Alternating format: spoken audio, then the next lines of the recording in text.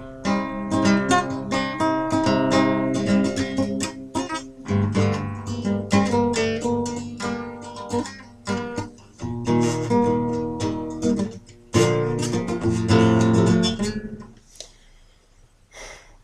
I fucked that up again. I swear to God, once I hit record, I can't play anything for you guys. It's kind of sad. Um, but yeah, hey everybody.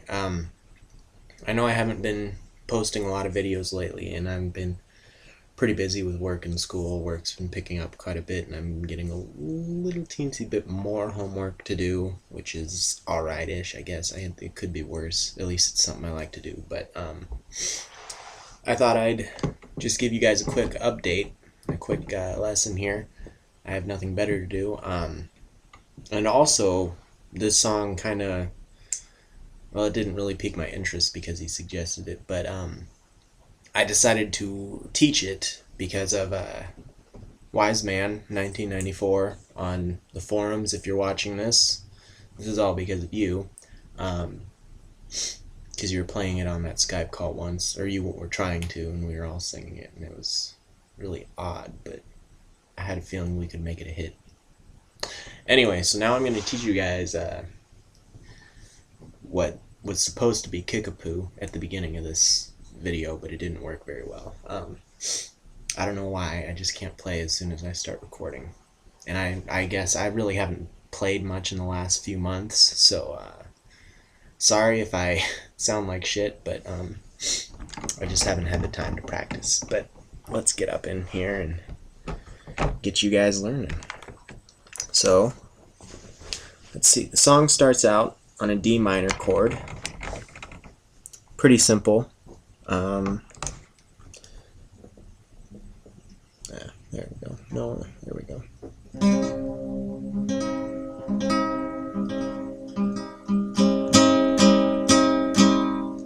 That's just index on the first fret of the E, ring, index, I can't talk today, middle finger on the second of the G string, and then your ring finger on the third fret of the B string.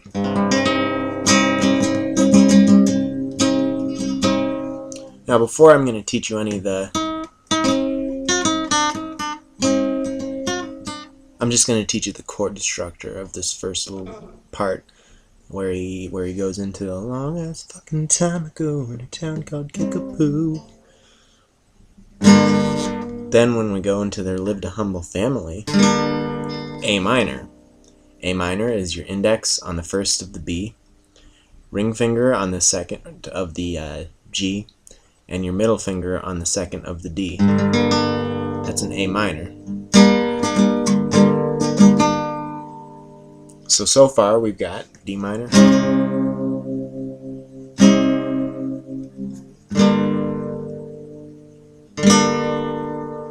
two measures each, and then we're going to go to F for one measure, and then C, G, each for a half a measure.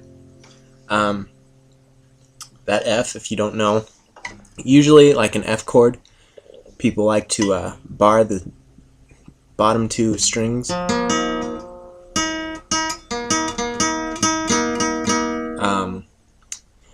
Since the way I see it is, I'm gonna bar these two, I might as well just bar the whole damn fret and then make it a bar chord. Ooh. And probably get a better sound out of it. But a lot of people will, like in the chord books, it's bar the second, or the E and the B strings, middle finger on the second of the G, and ring finger on the third of the D. And then you just play the bottom three or bottom four strings. You don't worry about the top two here. You don't play those. You don't strum them. One thing that I know KG does, he adds the fourth finger, the pinky, to this third fret on the A for a little more full sound, which is fine, I suppose. But if you're gonna do that, you might as well just do the whole get the bass note in there too. But it's all up to you, whatever you can reach in the small amount of time where you're switching from A minor to F. It kind of might take a little more practice to get there to the full bar chord, but it's definitely worth it, I think. I don't know, it might not be worth it to you, but that's for you to decide. But for all intensive purposes, I'll just teach you the bar chord, which clearly I already have. It's basically the same thing. Bar the first fret, ring or middle finger. Sorry, I don't know why I keep calling this my ring finger. Second fret of the G, pinky, third fret of the D, and ring finger, third fret of the A. Now get used to this shape, because this shape is going to be really big in the meatloaf part.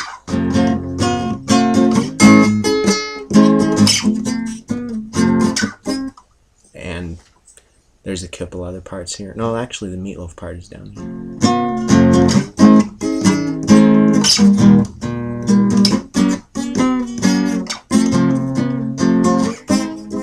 Sorry about that, where I'm getting ahead of myself. I just felt like playing it for some reason. That part I at least know pretty well. But the way it goes is from F, we just learned F, to C. C is going to be open E string, first finger, or index finger, first fret of the B, open G, middle finger, second fret of the D, and then ring finger, third fret of the A. Don't strum the low E chord, or low E string.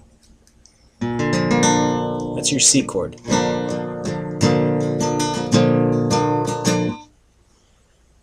And then we just go to D for a G. You just go to G after this. You just go like that. It's a small change. Take your ring finger off, put your pinky on the third fret of the high E here, and then this shape right here, move it down, or move it up technically, up to these two strings instead of these two strings.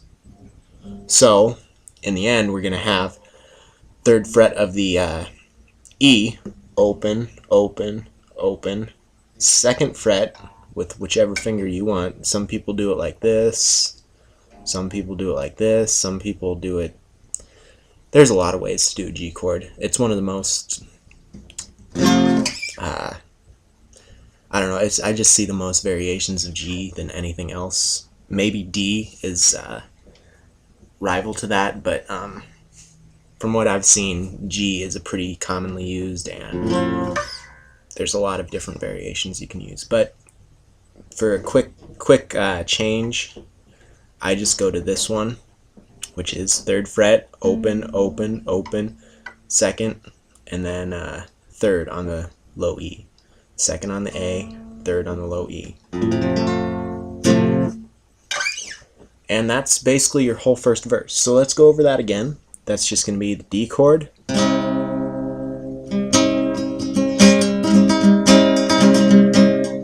minor, F, C, G. That's a pretty cool sounding part. I really like that part. But more importantly is the little, and that's really easy to get thrown into these, because basically D minor chord, all you have to do is third fret of the E with your pinky here, release it, release your index finger, and then put your index finger back on first. So it's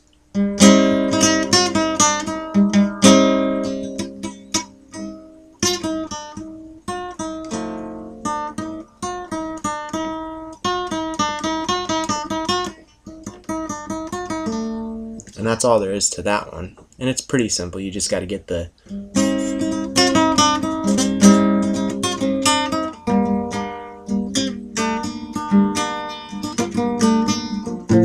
and then you have to get that from there to this F, and it's kind of difficult there, but pretty doable. But that A minor is just really the same thing, except on the B, on the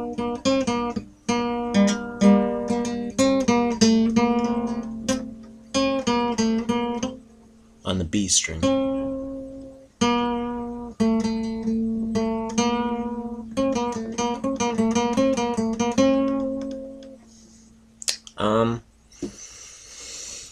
As far as that goes, that's all I can really teach you on that part. It's just... and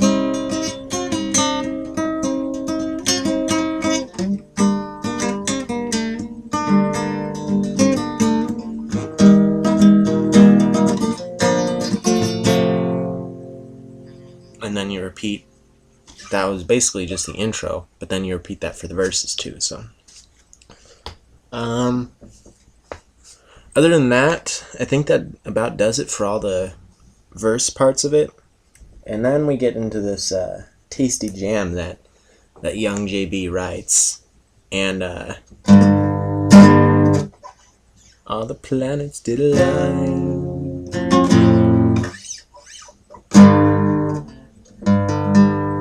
We're going to be up here on the 5th fret, if you can see that, 5th fret on your E string. Whenever I say 5th fret on these, like, this means you keep this shape on whatever fret your index is on. So if I would say 7th fret, you'd move up to here. If I would say 3rd fret, you'd move down to here. 1st fret down to here.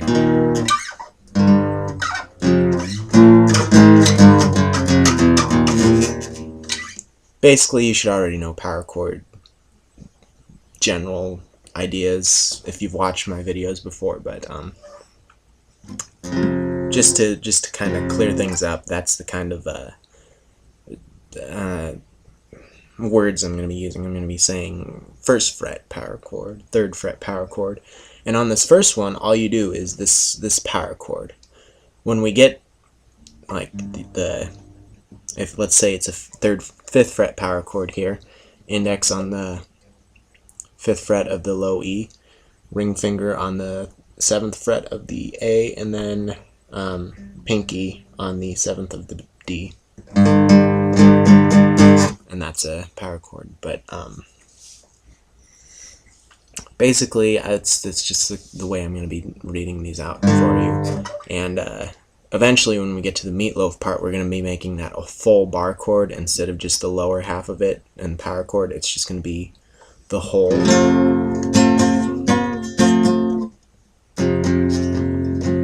But for JB's Tasty Jam, it's just going to be power chord. And this is where it starts out on the 5th fret right here.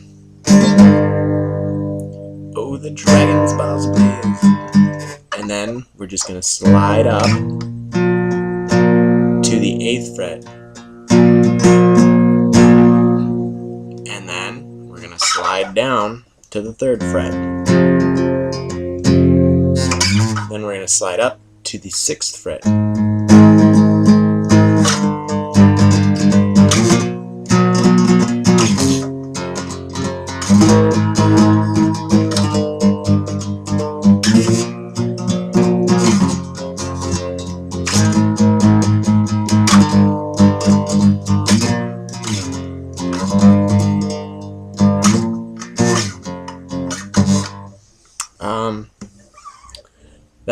That part that I was just doing is the get it on the party zone part, but we'll skip that for now. I'll get into that pretty quick here. But basically, yes, that's all there is to the Tasty Jam.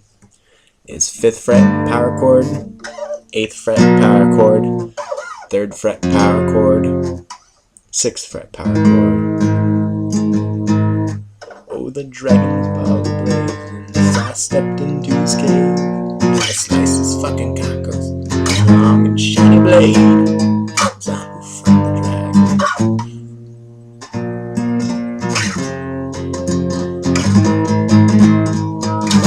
Now we get into the get it on in the party zone parts, and that the basic kind of pattern is just going to be.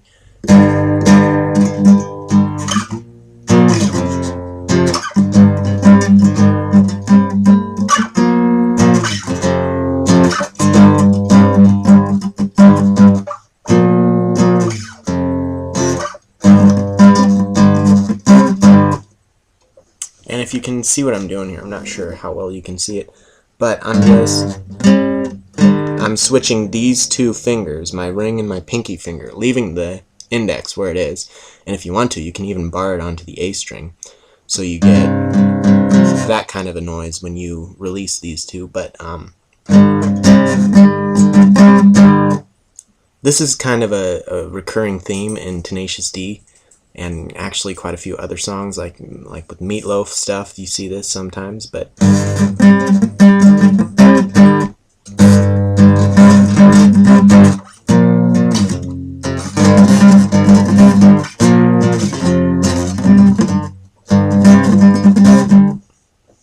that's all there is to it. You just gotta work on it and work on this. Work on that pattern. Work on your coordination.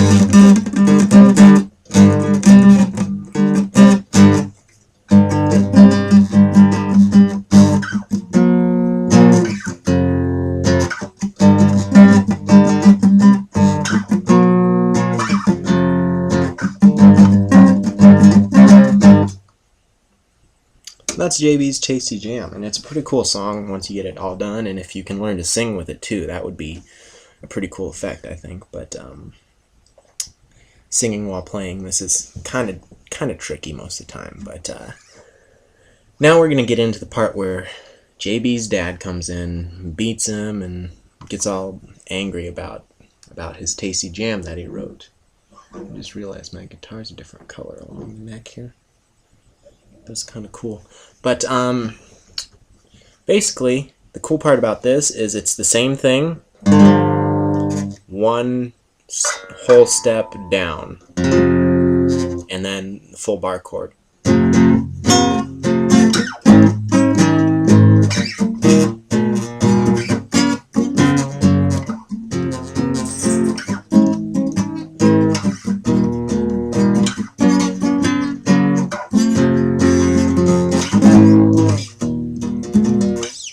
And so if you know JB's Tasty Jam, you know pretty much automatically Meatloaf Dad.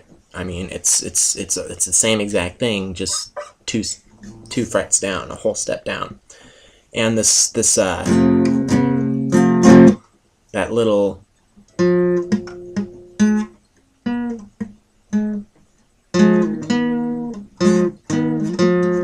basically you're just moving your pinky up.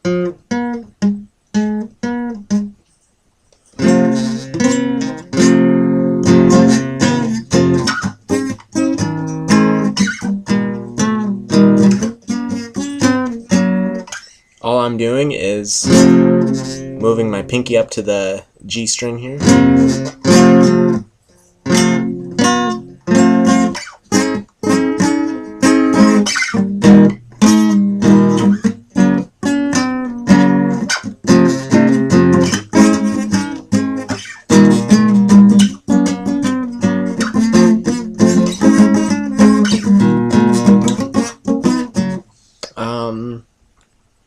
That's a really big thing in Meatloaf style kind of songs, I think, if I remember right. There's a lot of them that have that kind of little pattern in it, and I think they went with this. I think that's actually where Tenacious D got it from, because it shows up in a lot of their songs just like it does in Meatloaf. But there's that part of it, and the good part is when you're doing that, all you do is move your pinky.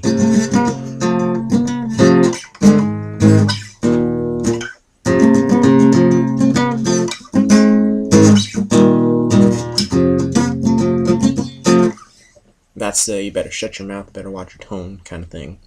Where in JB's riff he would be singing the Get It On the Party Zone.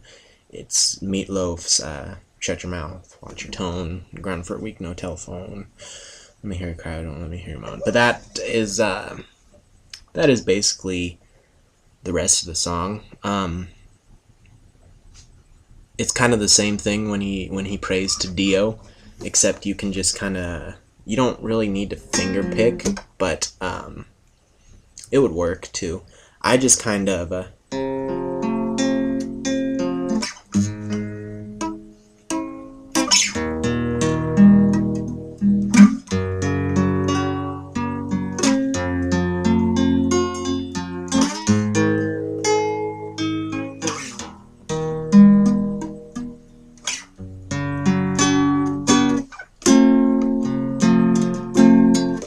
And that's the Dio, can you hear me? I'm lost and so alone.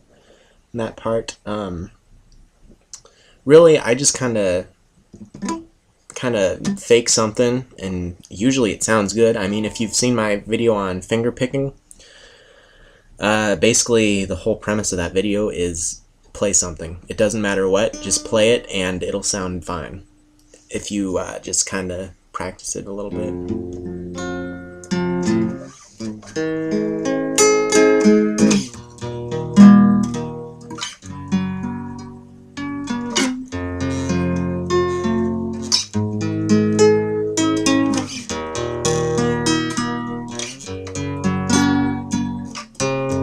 And also, when all else fails, go up and down.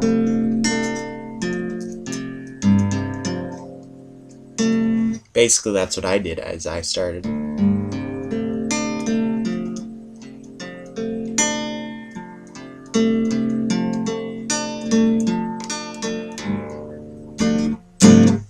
That's kind of the whole thing I go off of, is that part is just kind of a up and down scale. A little bit. I mean, if you listen to the record, you can get a better idea of what strings you should probably be picking at what times. But I think that even though I didn't use the record to kind of work this out, I think it sounds pretty good. I mean, I was playing it at a friend's house on their tiny little children's guitar that was like half of this size. It was kind of cool, actually. But I actually played a lot better for some reason. But I was playing that little bit, and everyone was like, "Whoa, that sounds really good." And I was like, "Well, I was just faking it," and that's all you really got to do. And basically, from there, it's just this whole.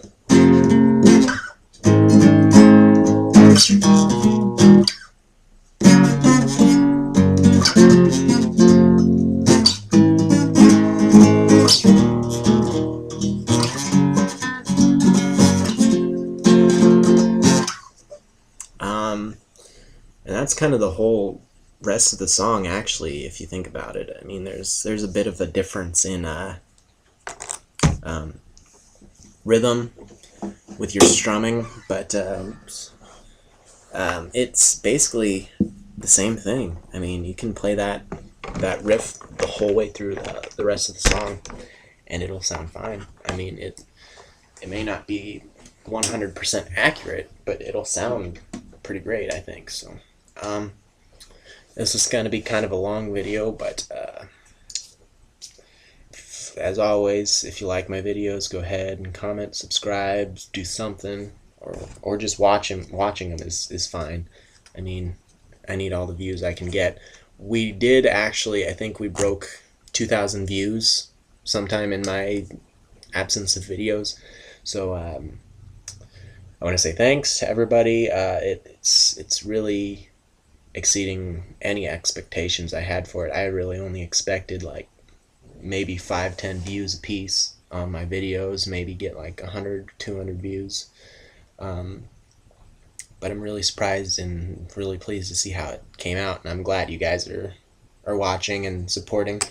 And I got my first dislike a couple months ago, which is always cool, and I think I can determine who did it based on their region. So if you dislike me, I'll know where you are, and I'll laugh and I'll hate your country forever probably, but that's beside the point. Anyway,